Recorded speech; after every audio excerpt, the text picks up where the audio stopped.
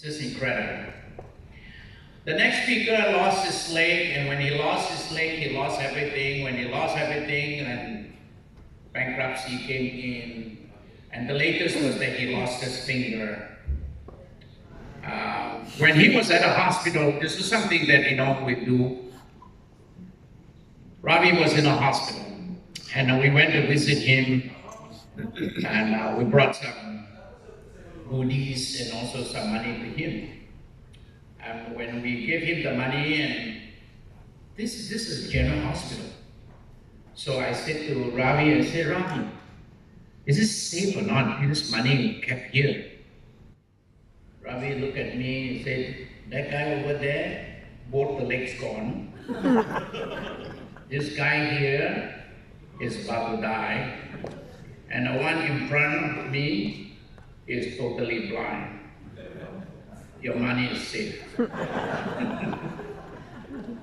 Ravi is a joker. He brings joy, and he brings so much of sunlight, sunshine into your lives. And when you get to know him, you really understand. When a man who has lost so much, particularly the things that are so close to you, and yet he's able to make fun of it, to make a laugh out of it, and that's the kind of spirit. 7 years ago, I think it was about the first or second time when we were holding this particular program, and Mama Cindy actually brought him over to our seminar, and he was seated right there, and Mama Cindy said, can you train this man? And I said, okay, and that was the beginning. So he came and started. He was not there yet because he is like, speaking, everybody can speak. So he went in, spoke for a son. Every now and then he is getting 25 ringgit. That's the lowest. And I told him, like this, you will never be able to have a breakthrough. You gotta have the breakthrough. You gotta have the breakthrough, and we push and we keep pushing. Just like an eagle. When you really want the eagle to fly and soar into the blue sky, you gotta push yourself. You gotta punish your body. You gotta continue to push, ripping your muscle. And until you are able to lift yourself 5 feet above the ground, then you see the difference. And he really pushed. He pushed. Normally it would take about 10 months or maybe a year for anyone who is get ready to come up on the stage here. The platform is ready. Between 10 to 12 months. This guy did it in 8 months. So he really pushed himself. Tonight we are very fortunate to have him here with us. And ladies and gentlemen, including Adam. Adam is supposed to be the other leg. Let's welcome Rob.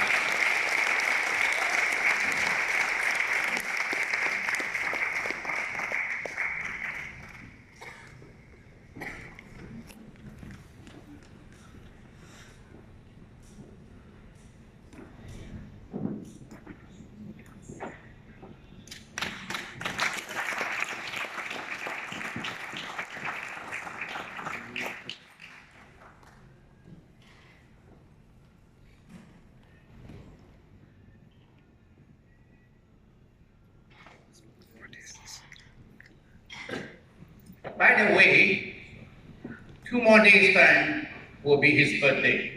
Yeah. He just turned 16.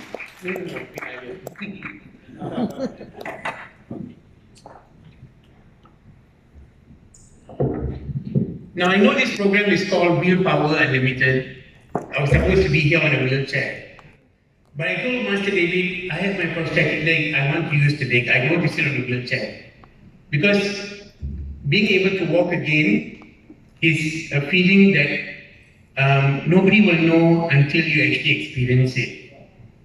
I had to be on the wheelchair for 11 months, and the first time I used the prosthetic and actually felt the ground beneath my feet, it was heaven. Of course, it took time to get used to it, but with the grace of God and the help and physio, I managed to do it. So I will start this evening. Impossible, impossible, impossible. Nothing is impossible. The word itself can be said as, I am possible. When the doctors removed my leg, I thought that would be my end. What I didn't realize was, it was just the beginning. Everyone around me had given up hope. Seeing the looks on their faces, I almost gave up.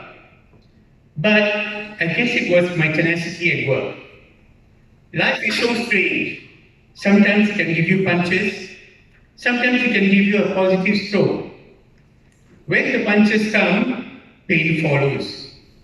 And I'm sure all of you have experienced pain. My pain began the day that they told me I had to remove one of my toes. And when the toe was removed, the sheer agony, in other words, more pain lah, understand or not? And then they told me I had to remove my foot.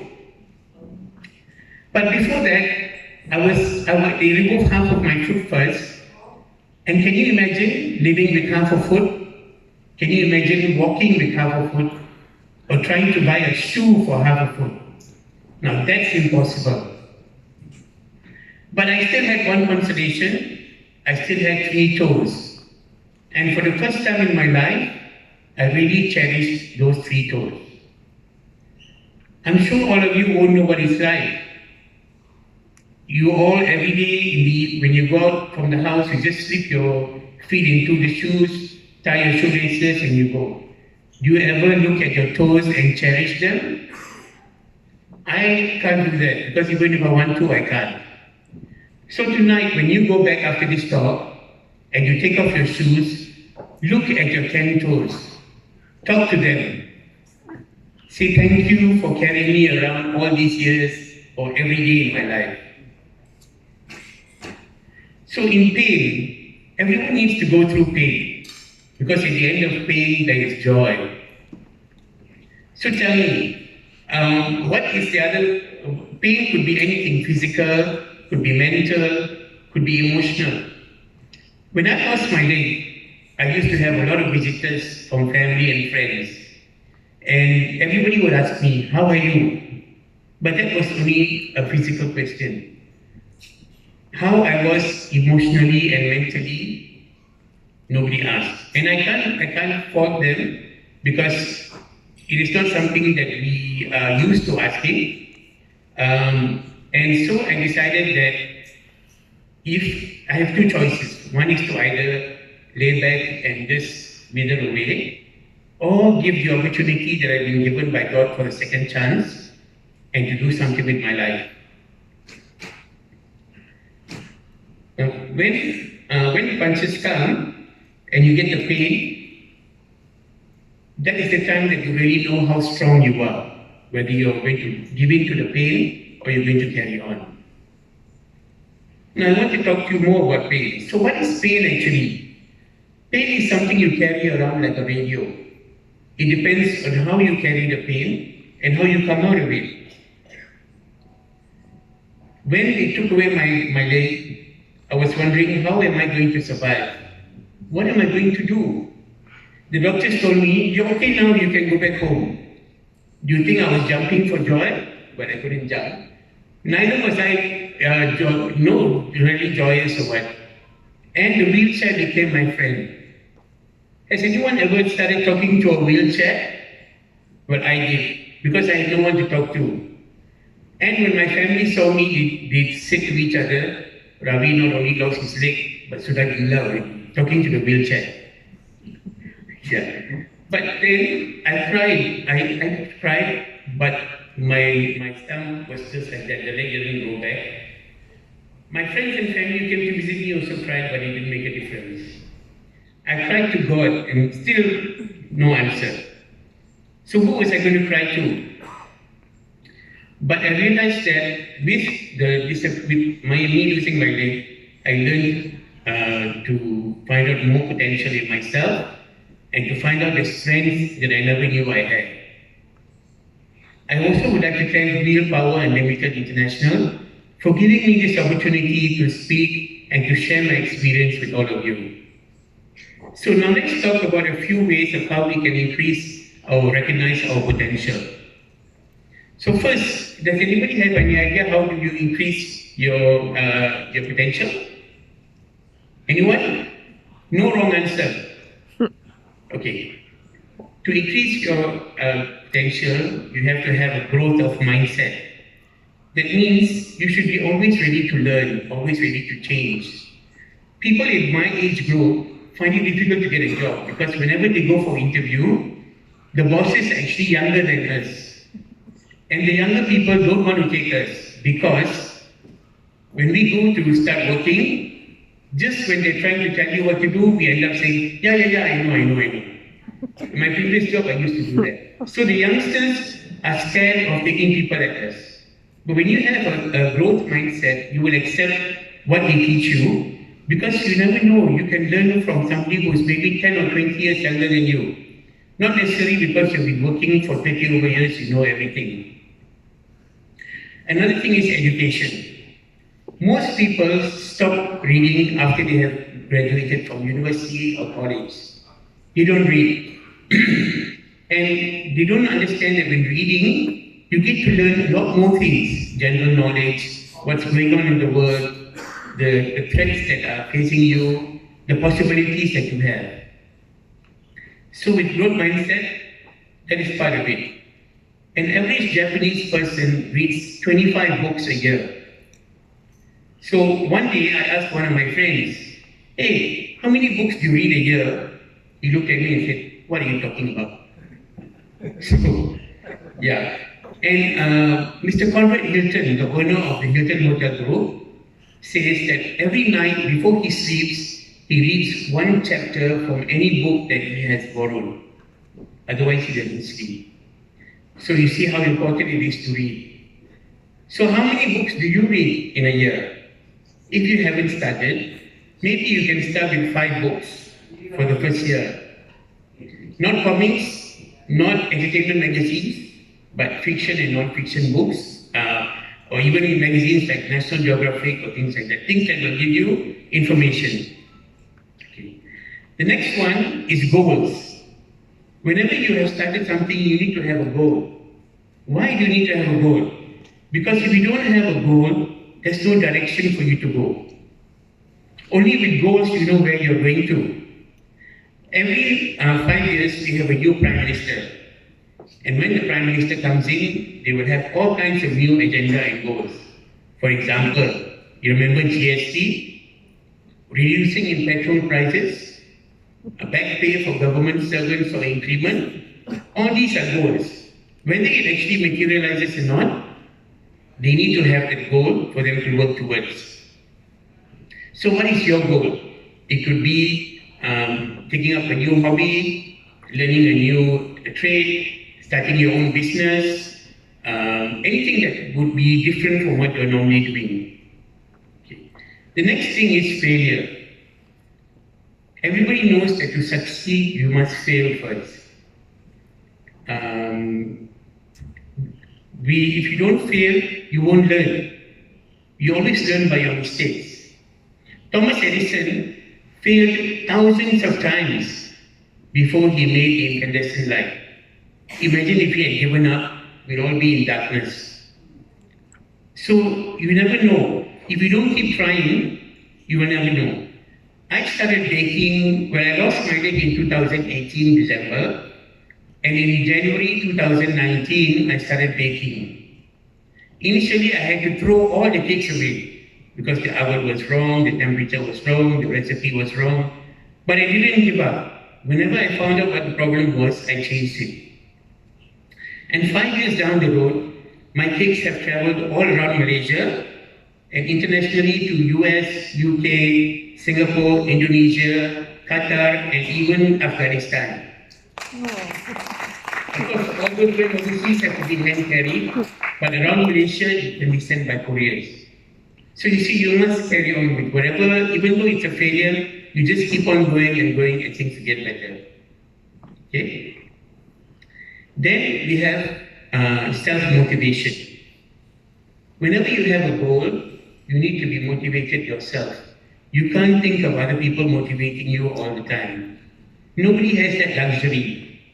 So if you don't have self-motivation, your goal is just a goal with no ending. Okay? You all know who Sylvester Stallone is? Yes. Okay. He had always wanted to be an actor. So much so, he used to receive, or rather go for any roles that he was provided with, as long as he could be on the screen. There was a time when he was homeless. He used to sleep on the streets, eat food from the garbage, and then he saw a fight by Muhammad Ali. And he got the idea to write the script of Rocky. So when he had written the script, Rocky, not you, I'm Rocky. When he wrote the script, he took it to Hollywood and to the producers. They loved it, and they wanted to pay him $50,000. But he had one stipulation: he must be the main actor. They said no, because you are nobody. We want somebody famous to do it. So he said, no, I take back the script. Then they approached him again and offered him $100,000. Again he said, okay. Imagine he's homeless. He said, okay, but I must be the main actor. They said no. So he said, okay, never mind. Then it went on until they offered him $350,000. Again he said no, because he wouldn't let him be the main actor. Finally, they approached him and said, okay, we will make you the main actor, but we'll pay you only $35,000. And he accepted. But then there was a franchise of Rocky movies. It was one after another. They made so much money, and the Rocky brand has made more than $1 billion on merchandise. So you see, he self-motivated, and also he built himself up with the muscles to suit the position. Compared to Arnold Schwarzenegger or Arnold Schwarzenegger, Arnold has already gone, his body is already out of shape, but Rocky is still there. Now the last one, what do you think the last thing is? It's something very simple. The last thing is that you must go out and love the person that you have no reason to love. Love is part of your goal. Love is part of making you successful. You know Mother Teresa? People are scared to shake hands with her because every time she shakes hands, it costs $1 million. But that's her passion for unwanted children, for people who have got no family. She's really empathetic to those kind of things. So that's the reason why she gets for that money.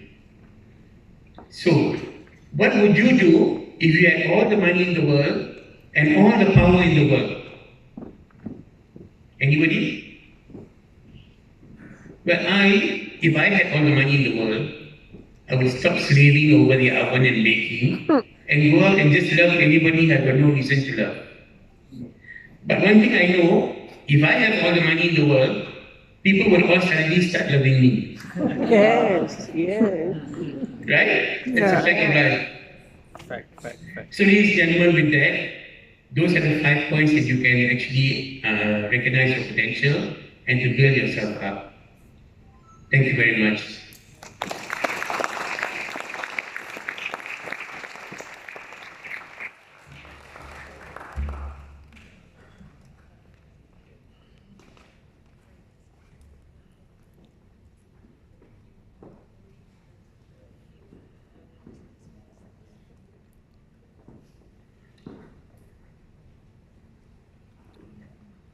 What Ravi has spoken is about the path of life. When we talk about this path, now this is something new because this is a new thought that I developed. It's called the path.